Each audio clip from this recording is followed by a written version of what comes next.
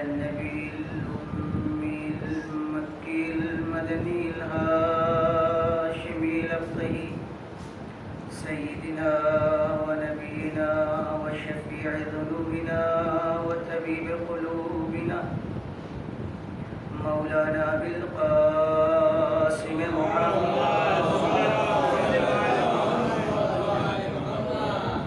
ثم الصلاة على أهل بيته الطيبين الأنجبين الهداة المهديين لا سيما بقية الله في الأراضين روحي له الفداء أما بعد فقد قال الله الحكيم وهو أصدق الصادقين وقوله الحق بسم الله الرحمن الرحيم ادع إلى سبيل ربك بالحكمة والموعظة الحسنة وجادلهم بالتي هي أحسن صلوات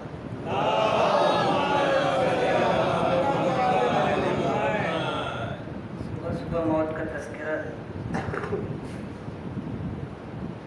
مگر اتنے خوبصورت انداز سے کہ شاید سبھی موت کی تمنا کرنے لگے. یہ اسلامی کلچر میں ممکن ہے, دوسری جگہوں کے اوپر ممکن نہیں کہ آپ موت کا تذکرہ چھیڑ دیں اور لوگ بیٹھے رہیں. مجھے حدیث یاد آ گئی, نقی صلی اللہ علیہ کو مزید توفیق دے اور ایسے ہی ان کی زبان, ان کا قلم اہل بیت کی تعلیمات کے نشر و اشاعت میں چلتا رہے, اور ہم سب کو یہ توفیق دے کہ ہم سنیں اور اپنے دل میں ایمان تازہ کریں اور اپنے بچوں کی ذمہ داری سنبھالیں. ایک دن چھٹے امام حضرت امام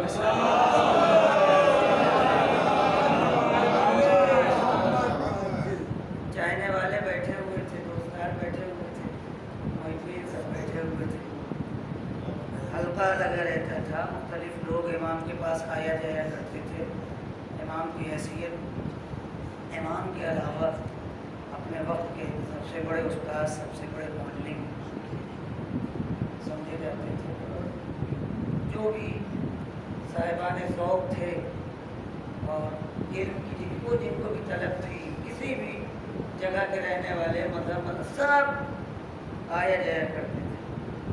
اس حدیث سے ایسا لگتا ہے کہ چاہنے والے بیٹھے تھے, اغیار نہیں تھے, مجمع جا چکا تھا, محبین بیٹھے ہوئے تھے.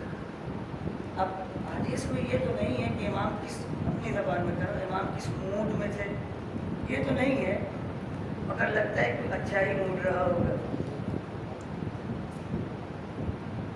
ایک مرتبہ آپ نے فرمایا کہ وہ آئیں گے.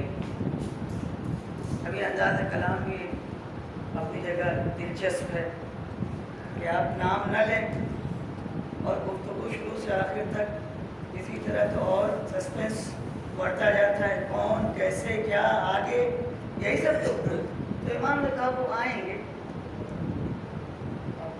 سب متوجہ ہو گئے کون, تو ایک شخص ذرا سا ذہین چالاک قسم کا تھا, اس نے فوراً کہا آقا کون؟ تو امام نے کہا وہ آئیں گے. پھر نہیں نام بتایا, آگے بات ہوتی رہی. پھر اس نے پوچھا کہ مولا کون آئے؟ اور امام یہ ہے کہ ٹالتے جا رہے, بتا نہیں رہے, بات آگے بات آگے بات آگے. اور یہ اتنا ضدی ہے کہ بار بار بیچ بیچ میں کہتا ہے مولا کون کون آئیں گے. بہت توجہ چاہیے. امام نے فرمایا رسول خدا اور علی مرتضیٰ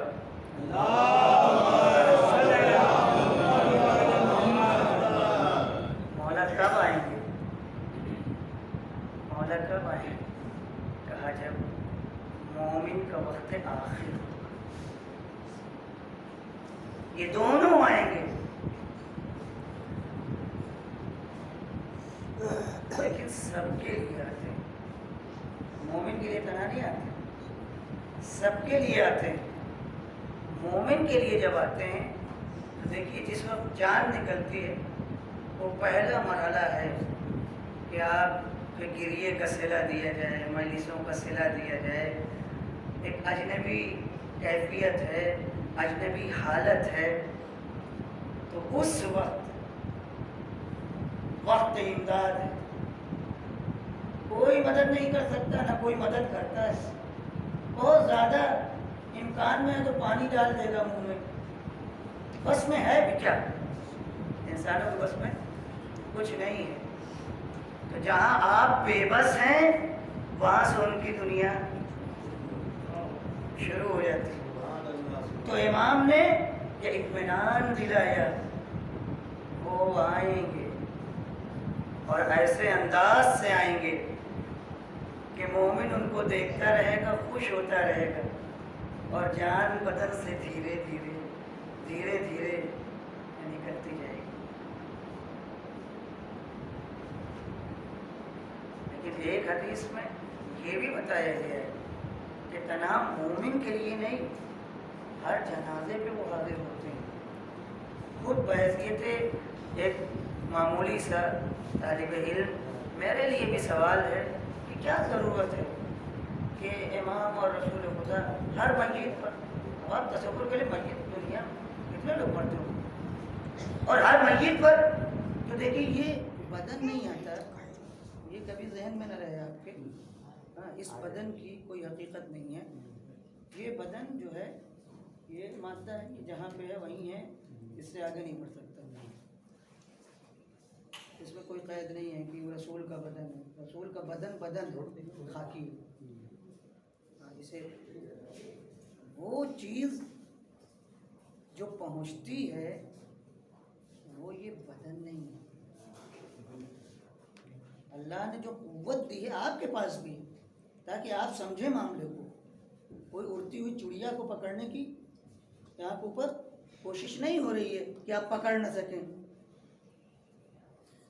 یہ روحانی سفر ہے.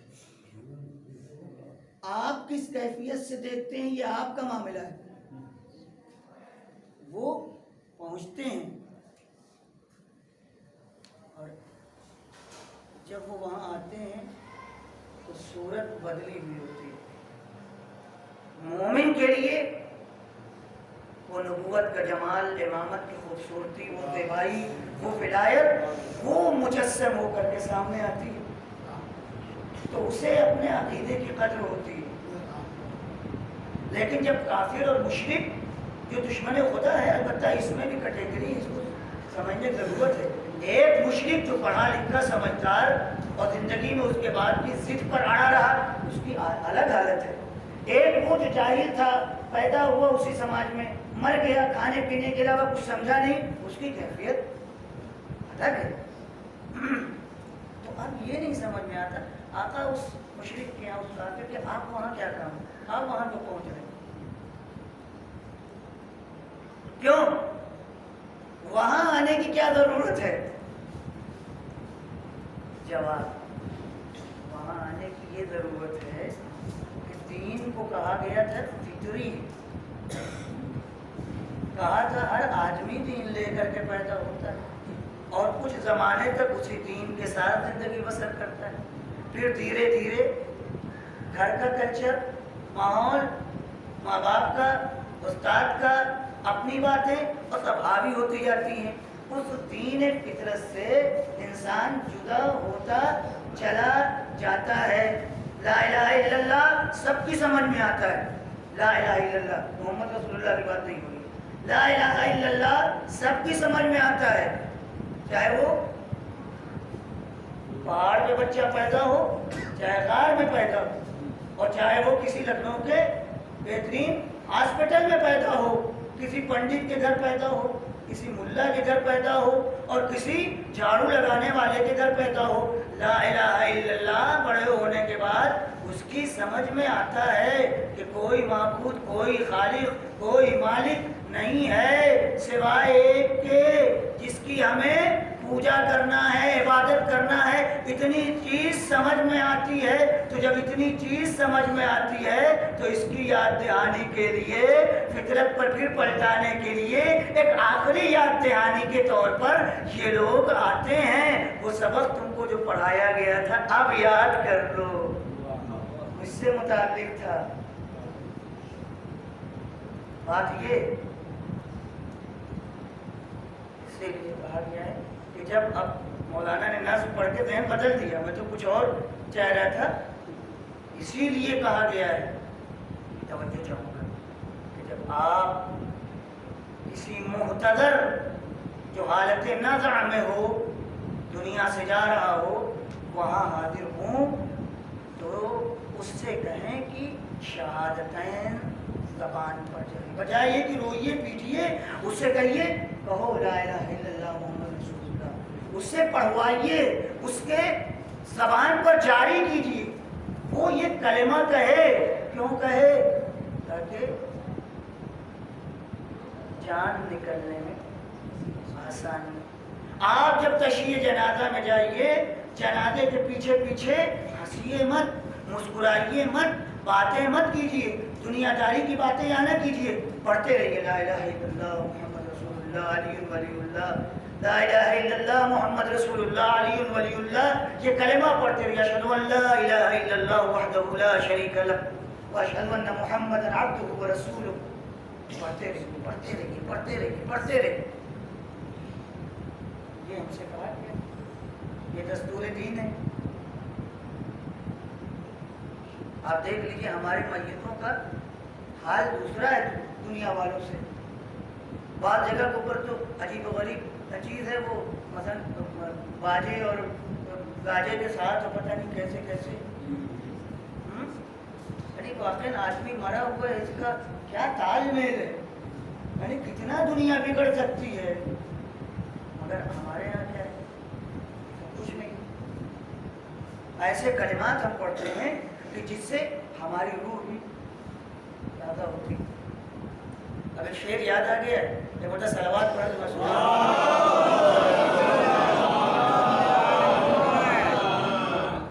اپنے جوانوں کے لیے۔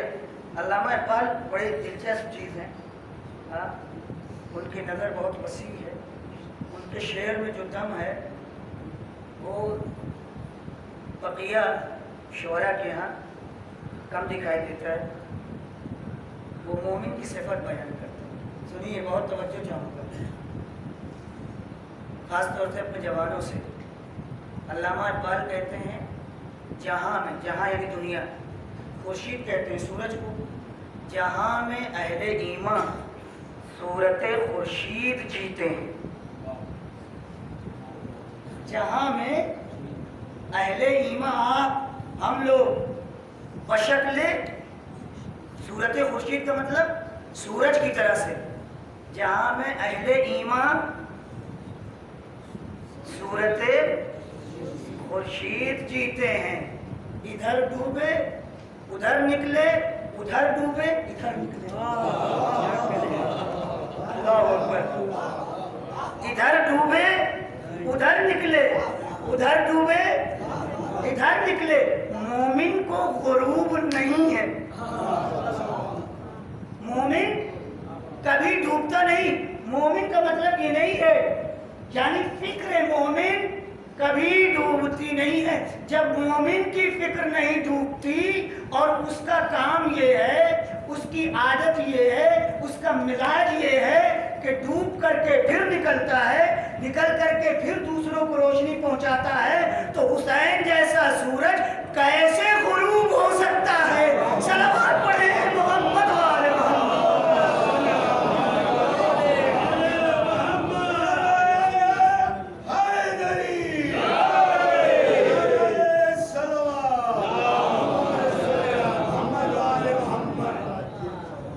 حسینیت ایک ثقافت ہے، حسینیت ایک تہذیب ہے، جہاں ہمیں رونے، ہنسنے، جینے، بیٹھنے، مہمان نوازی، مسافرت، عبادت، قیادت، امامت، سب کا سلیقہ سکھایا جاتا ہے۔ وہ بڑی مشکل ہے ان لوگوں کے ساتھ جو بیچارے مجلس میں شرکت کرنے کے باوجود آخر تک اپنے خول ہی میں رہ جاتے ہیں۔ اب ہماری کیا ذمہ داری، ہم کیا کر سکتے ہیں؟ پیغمبروں کی ذمہ داری نہیں لی، ہم جیسے طالب علم تو پیر کے نیچے بھی نہیں آتے۔ اپنی خول سے نکلیے، ذرا دنیا کو آنکھیں پھاڑ کر کے دیکھیے، چیزوں کو اپنے اینگل سے دیکھنے کے بجائے کبھی علم کی اینگل سے دیکھیے، تب آپ کو پتہ چلے گا کہ مطالب بہت گہرے ہیں، بڑی وسعت پائی جاتی ہے۔ امام حسین کو پتہ، گریے سے اگر لگا کر کے دیکھیے گا تو امام حسین نہیں سمجھ میں آئے گا، روتے رہیے گا، رونے کا جو فائدہ ہے وہ آپ کو پہنچے گا، وہ نہیں کہ نہیں پہنچے گا، مگر امام حسین کی وہ تہدار شخصیت وہ آپ کو سمجھ میں نہیں آئے گی کہ امام حسین اس جیسی مصیبت میں گرفتار ہونے کے بعد کیسا انسان ہے کہ اس میں بھی خوشی لے کر کے آتا ہے اور بچوں کو بھی خوشیاں دیتا ہے۔ راوی کا بیان ہے، میں نے ان کی داڑھی میں خضاب دیکھا، اللہ اکبر، یعنی امام کو یہ نہیں ہے کہ اب میں مرنے جا رہا ہوں تو چاہے جیسے، یہ ہے درس، یہ ہے پیغام، داڑھی میں خضاب۔ کہنے ایسے لگ رہا تھا کہ امام بس ایسے ہی 50 کے اندر کیوں ہوں گے، 54 یا 57 سال کی عمر ہے امام کی، بچے امام کے پیچھے پیچھے، اللہ اکبر۔ جب میں یہ سب پڑھتا ہوں تاریخ میں تو میں بھی بچہ ہوں، مزہ آتا ہے، بچکانی باتیں۔ ایک بزرگ جا رہا ہے اور بچے پیچھے پیچھے، کبھی دامن میں کبھی پیر میں، اور امام ان کو کبھی سینے سے لگاتے ہیں، کبھی انگلی تھما دیتے ہیں، کبھی پیار کرتے ہیں۔ اس کا مطلب کیا ہے؟ کسی بھی حالت میں ہو، جو تمہاری ذمہ داریاں ہیں وہ ذمہ داریاں یاد رہیں۔ بچوں سے کیسے ملو گے، عورتوں سے تمہارا اخلاق کیسے ہوگا، بزرگوں کے سامنے کیسے، دیکھنے والے راویوں کا بیان پتہ چل گیا کہ وہ ہمارے مذہب کا ہے، ہمارے کام لائق ہے، فوراً اپنا پیک، اپنا سفیر بھیج دیا، جاؤ زہیر کو بلا کر کے لے کے آؤ۔ اس سے امید ہوئی، پہلا جملہ، تم نماز پڑھو گے یا میرے ساتھ؟ مولا آپ سے مطلب تو دشمن بن کے آیا ہی ہے، بہت مطلب ہے، بڑی نازک بات ہے۔ ہم نے دیکھا ہے بچپن میں ہم لوگ جب کلاس میں پڑھتے تھے، دوستی ہوتی تھی بچوں سے، آپ کے ساتھ بھی ہوا ہوگا، میں اس واقعے کو اس سے جوڑ کر کے بیان کرنا چاہتا ہوں، محسوس کریں آپ، محبت بھی ہے، دوستی بھی ہے، مگر کسی وجہ سے مزاج کے خلاف وہ کھٹپٹ ہو گئی، ہاں اب کنٹریوں سے دیکھ رہے ہیں، بہانہ مل جائے دوبارہ ملاقات ہو جائے، بہانہ مل جائے پھر سے دوستی ہو جائے، یہ وہی صفت ہے، توجہ چاہوں گا، یہ وہی صفت ہے۔ اگر یہ صفت بڑکپن میں بھی باقی رہے، یقین کریں آپ کے اندر عصمت کا ایک جز پایا جاتا ہے۔ میں کہہ رہا ہوں اینگل بدل کے دیکھیے، خالی ایک ہی زاویے سے، ایک ہی پہلو سے کربلا کو مت دیکھیے، یہ سب کربلا ہے میں جو آپ کے سامنے بیان کر رہا ہوں، نہیں گھر بہانہ، تم نماز پڑھو گے میرے ساتھ، آپ کے ہوتے ہوئے ہوتا ہے نا، اس کے اندر بھی کوئی آ جائے بیچ میں، کہیں سے کوئی بہانہ، اور کو بھی بہانہ مل گیا، جب وہ خود منہ لگا رہے ہیں تو ہم کیوں دور رہیں؟ تو ظرفیت بھی تو ہو، صلاحیت بھی تو ہو۔ آگے نزدیک ہو گئے، باتیں آگے بڑھی، معرفت ہونے لگی، زندگی بدل گئی، اور کو بالکل چینج کر دیا۔ ایک ملاقات، یہ ہے امامت کا کام۔ وہب قلبی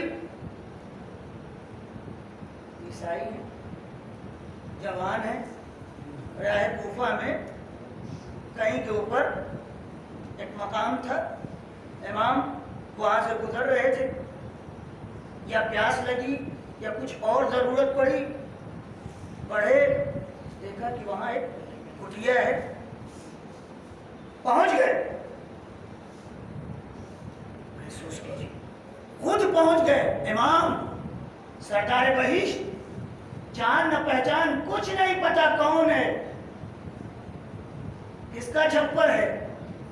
अब आप पहुंचो तो सबके यहाँ, जाओ तो, मिलो तो, बात तो करके देखो, कहीं ऐसा तो नहीं भटक गया है, तुम्हारे ही आदमी है। तवज्जो चाहूंगा मैं आपकी। पहुंच गए, देखा एक बूढ़ी औरत है और उसकी बहू है। बोलिए से लग रहा है कि जल्दी शादी हुई होगी। पूछा कौन? ईसाई मजहब से ताल्लुक़ रखते हैं। कोई परेशानी तो नहीं? कोई परेशानी तो नहीं? बूढ़ी औरत थी, उसने क्या देखा क्या नहीं देखा, बस उसने कहा कि यहाँ पानी की कमी, पानी की किल्लत है, पानी की बड़ी तकलीफ है। इमाम वही जहाँ बैठे थे, जहाँ उसकी कुटिया थी, उससे ज़रा सा आगे बढ़ने के बाद अब पहले का पढ़ा हुआ वाकई आदमी नमाज पढ़ी या दुआ की आपने, और एक पत्थर था, वो पत्थर आपने हटा दिया। रास्ते में पत्थर पड़े होते, पत्थर आपने हटा दिया। पत्थर हटाया, चश्मा उतर गया। उसने मोजिज़ा तलब नहीं किया था, उसने अपनी तकलीफ बताई थी, मगर इमाम को मालूम है। आप अगर इमाम पर अपनी मुरादें छोड़ दें और ऐसे कहें मौला जो मेरी जरूरत है वो आप जानते हैं पूरा करें, तो बात बहुत कुछ हो जाएगी। अब जो उसने देखा तो ईसाई थी, ईसाइयों क्या सोहत तक़वे का एक मकाम है, रूहानियत है, उस वक्त ही भी वो समझ गए ये कोई पहुंचे हुए हैं। हमारी फैमिली में और कौन है?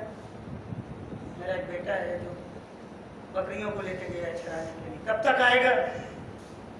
शाम तक है। इमाम ने कहा जब वो आए तो मेरे बारे में उसको बताना, तो कहना कि मुसलमानों के रसूल के छोटे नवासे हुसैन ने याद किया। अब इतना काफी था, समझ गई। इमाम वहां से वह लौटे, शाम हो गई थी। जब लौटे तो माँ ने अपने बेटे को बुलाया, कहा बेटा आज एक बुजुर्ग आए थे और देखो ये उनकी करामत है। अब जो उसने देखा आबेदुलाल, साफ सुथरा मीठा पानी। अब बेटा उन्होंने पूछा तकलीफ कोई मुश्किल? मैंने कहा कि यहाँ पानी की किल्लत है, पानी मैसर नहीं। तो उन्होंने पत्थर हटाया उसको और एक पैगाम दिया। क्या पैगाम क्या है? जब तुम्हारा बेटा आए तो उससे कहना कि रसूल का नवासा आया था और तुमको याद कर। जवान ने कहा अम्मा फिर क्या क्या ख्याल? कहा बेटा मेरा दिल कहता है कि उन्हीं के साथ रहा जाए। देर न कीजिए, चलिए। बूढ़ी माँ, बहू, जवान, इस गल्ले का क्या होगा? बहुत तवज्जो चाहूंगा। ये गल्ला पूरी दुनिया है, सब कुछ उसका था, उसकी तरफ कोई तवज्जो नहीं थी। जो है वो ले जाएंगे। अब तो हमें हक का पता चल चुका है, तवज्जो चाहूंगा। ये पैगाम है, अब हमें कोई और चीज नहीं चाहिए। अब हुसैन मिल जाए, देखे हैं कौन। बस मैं मंजिल की तरफ आ रहा हूँ और जल्दी जल्दी वह आगे बढ़े। काफिला इमाम से जाकर के मिल गए। अब इमाम से जब मुलाकात हुई तो पता चला इमाम जो आए हैं कूफे के हालात का मुवेश पता चल चुके थे, मालूम हो चुके थे। बस असर अशूर नमूदार सभी जान की बाजी लगाने के लिए तैयार है। माँ ने अपने बेटे को बुलाया, कहा बेटा मैं दूध नहीं बख्शूं, जरा सी देर में इतनी चेंजिंग तुम्हें भी जाना पड़ेगा। अम्मा अगर आपकी इजाजत है तो दिल में पहले से मेरे तमन्ना थी, मगर जवान अभी ब्याहता बीवी ज़्यादा दिन नहीं हुए हैं, नौ अरूस नई दुल्हन उसमें दामन थाम भी हो। वह मैं ऐसे जाने बस मंजिल पे है। मैं आपको रहमत तमाम करना चाहता हूँ। कल से आप इंशाअल्लाह दीगर मजलिसें भी करें, लेकिन आज की मजलिस में मैं इतना ही दामन पकड़ लिया। कहा वह मैं ऐसे जाने क्या चाहती हूँ, मुझे इमाम की खिदमत मिले चलो, मुझे आका की खिदमत मिले चलो। वह बात माँ भी आई, दुल्हन भी आई। इमाम चाहते हैं कि वह मैदान में न जाए और कुछ इस किस्म की बातें, वह अभी तुम्हारी नई नई शादी हुई है, ये नहीं चाहती तो तुम जाओ। माँ ने कहा आका ये मुमकिन नहीं है, और अपने बेटे से खिताब करके कहा वह बीवी के कहने में ना आना, कहीं तुम्हें अबदी शहादत से ये रोक न दे, मैं दूध नहीं बख्शूं। लेकिन वो भी बामारिफत थी। उसने कहा आका मुझे यकीन हो गया है कि मेरा शौहर शहीद होगा, मैं आपसे गुजारिश करती हूँ कि मुझसे मेरा शौहर ये वादा करे कि जब आयामत बर्पा होगी, हिसाब व किताब होगा, जन्नत का फैसला होगा, तो ये अकेले नहीं जाएंगे, मुझे अपने साथ मिलकर के। और आका दूसरी तमन्ना ये है कि आप अहले बैत रसूल हैं, आप आले रसूल हैं, ये मुसलमान हैं, ये आपको जानते हैं, ये आपको पहचानते हैं। मेरे शौहर की शहादत के बाद मुमकिन है कि हम असीर हो जाए, हम बंदी बनाए जाए, मगर आका हम दूसरे मजहब से हैं, आपके अहले हरम के साथ ऐसा बर्ताव नहीं होगा। आका आप इजाजत दीजिए कि हमें भी आपके अहले हरम में शामिल कर लिया जाए।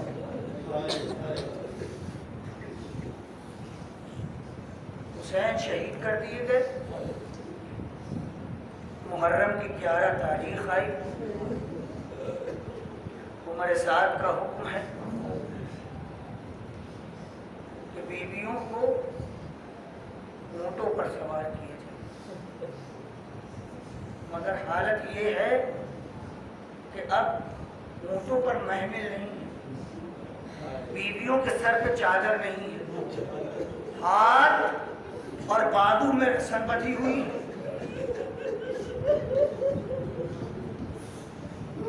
और हुक्म है कि इन बीवियों को उस तरफ से ले जाया जाए जहां शुहदा के लाशें पड़े। अरबाब आज़ाद अजीब मंजर था। ज़ैनब रात भर की जगी हुई है, लावारिस है, कोई हमदर्द नहीं। कभी रबाब को समझाती थी, कभी उम्मे परवा को समझाती थी, कभी सकीना को, اور کبھی اپنے بھتیجے کی تیماردار کرتی تھی. بہت تھکی ہوئی ہے اور اپنے بھائی کو یاد کرتی. بھیا بہت سخت امتحان ہے. میرے ماجرائے سر کو کٹا کے سو جانا آسان ہے مگر نامحرموں میں ننگے سر آنا آسان نہیں ہے. بھیا ذرا اٹھ کر کے اپنی ماں اور بہنوں کی بے کسی دیکھو.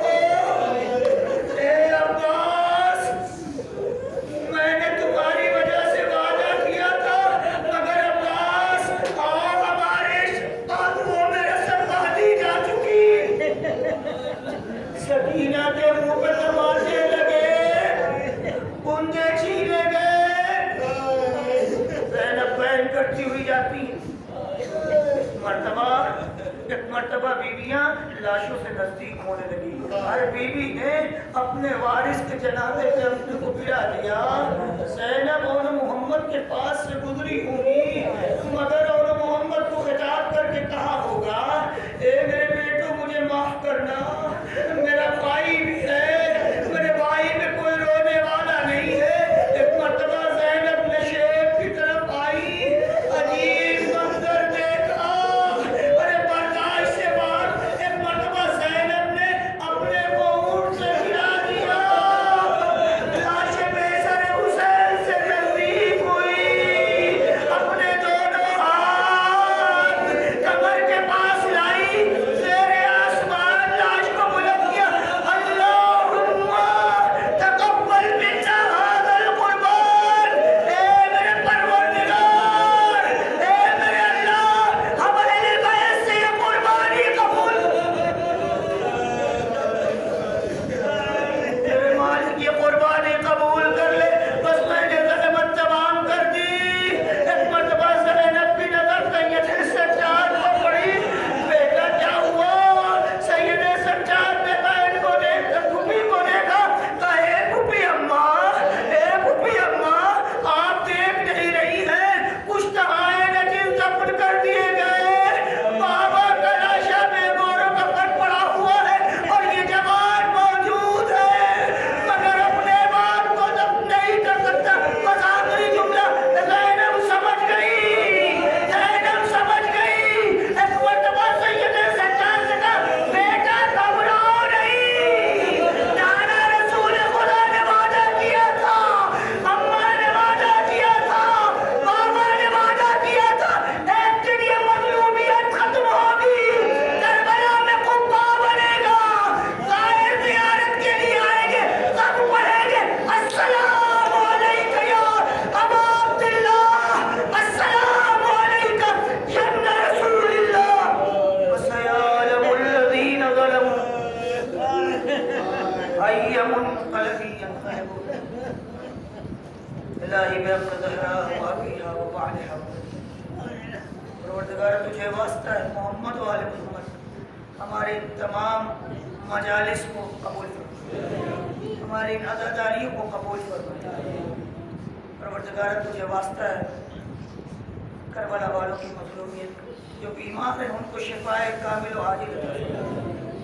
پروردگار جو لوگ دنیا سے جا چکے ان کو پر رحم فرما, ان کو مغفرت فرما. پروردگار ہم سب کی پریشانیوں کو دور کر.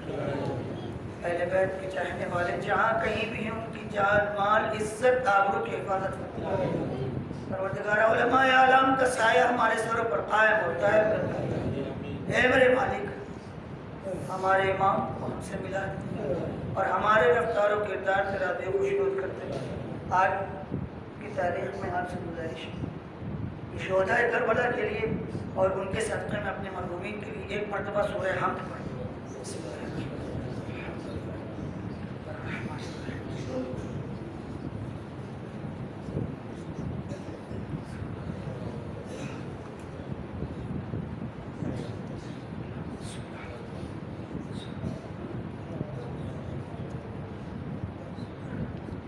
مانتے ہیں اسے